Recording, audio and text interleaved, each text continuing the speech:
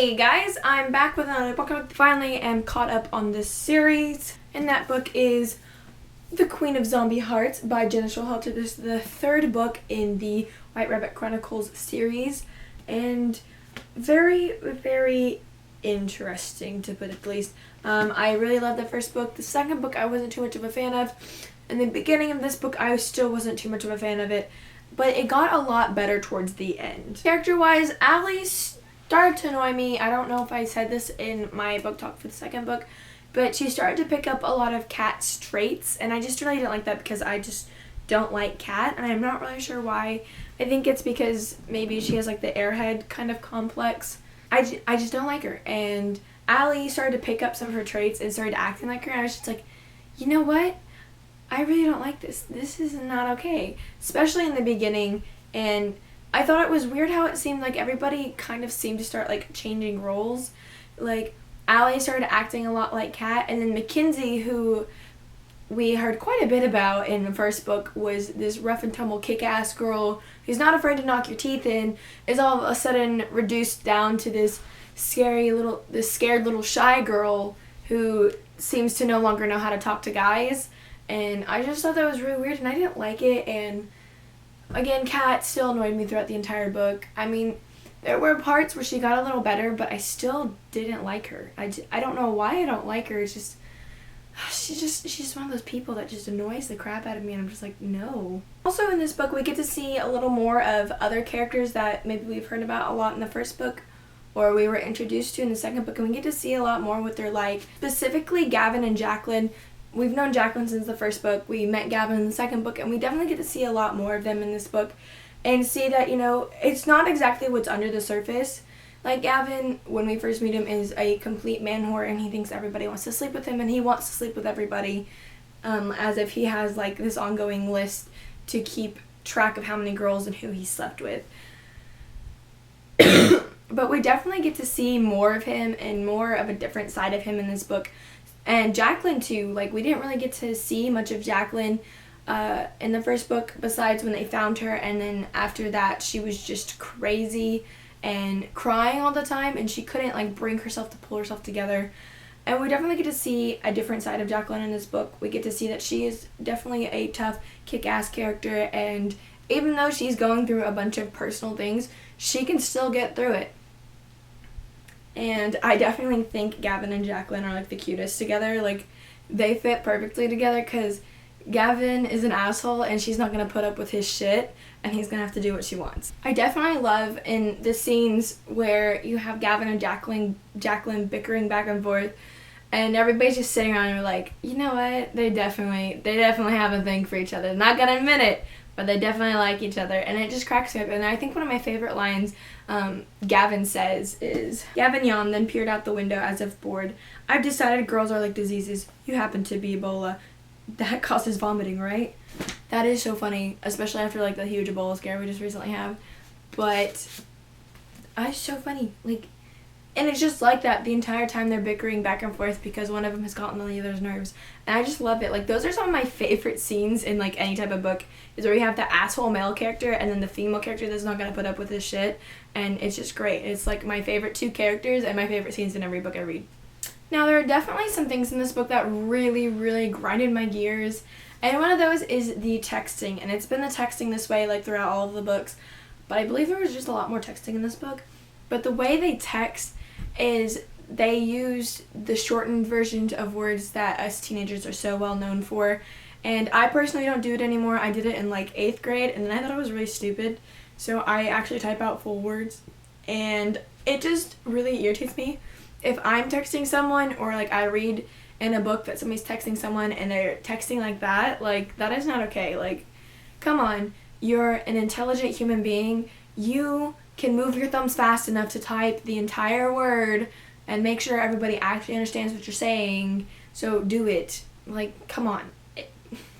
You're not gonna die if you suddenly start typing in whole words. Another thing is this whole, there was just one scene that I think it was like Kat and Alice and maybe Mackenzie, I don't know, it was a bunch of the girls, and they were getting ready to go fight, and they suddenly had purses with them that they were taking into battle, and it was like stuffed with weapons and stuff.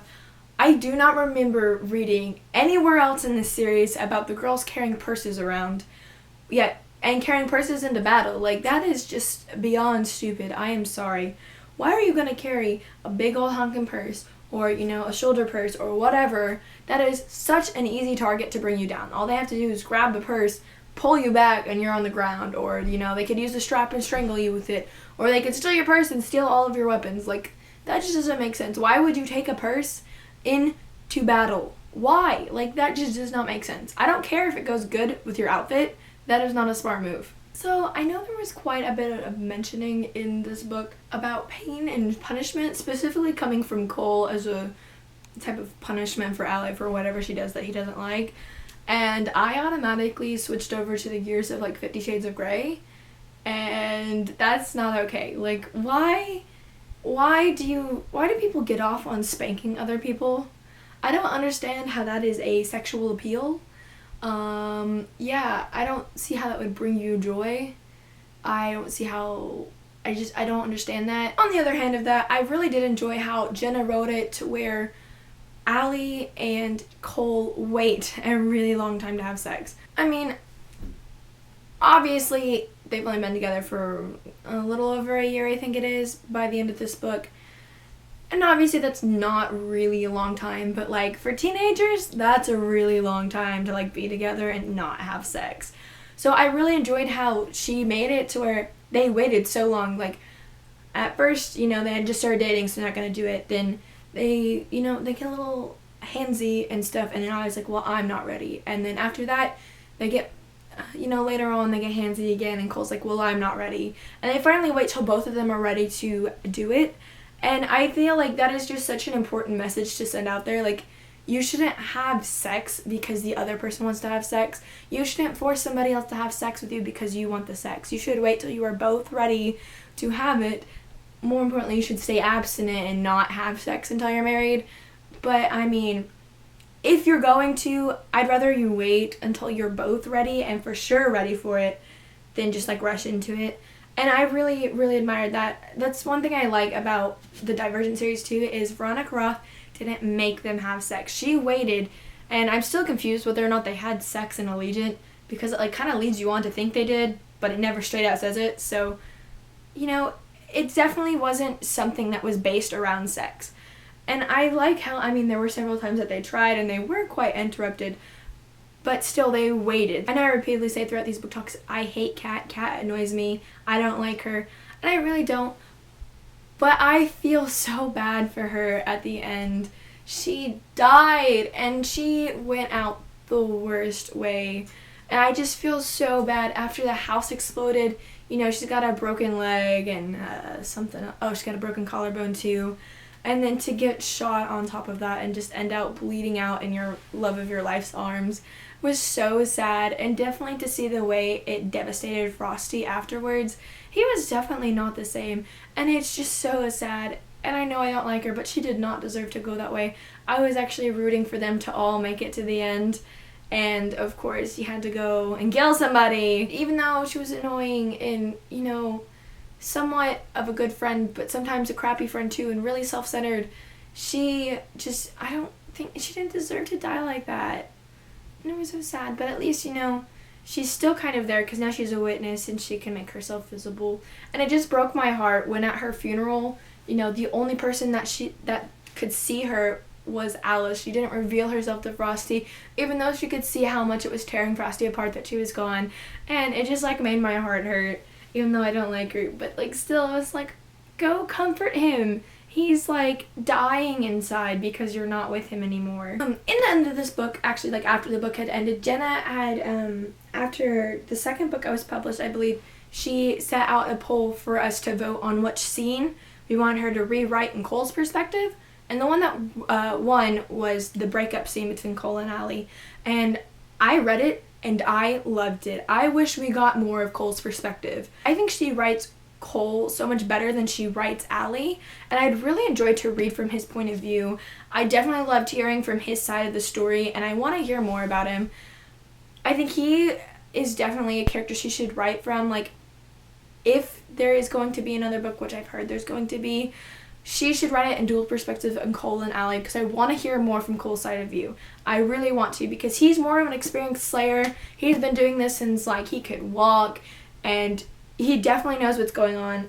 And, you know, I just really want to hear more from him. Whereas we just see from Allie's point of view, and she's kind of new to the Slayer world. She hasn't been doing this as long as everybody else. She's still trying to figure everything out. She's still trying to figure out her powers. And so I definitely think we should get more of Cole's perspective. Also, I was on Goodreads, you know, a couple months ago when I first started picking up the series. And it was announced a while ago, I don't remember when, that Gena is writing a 4th book to the series. I don't understand how.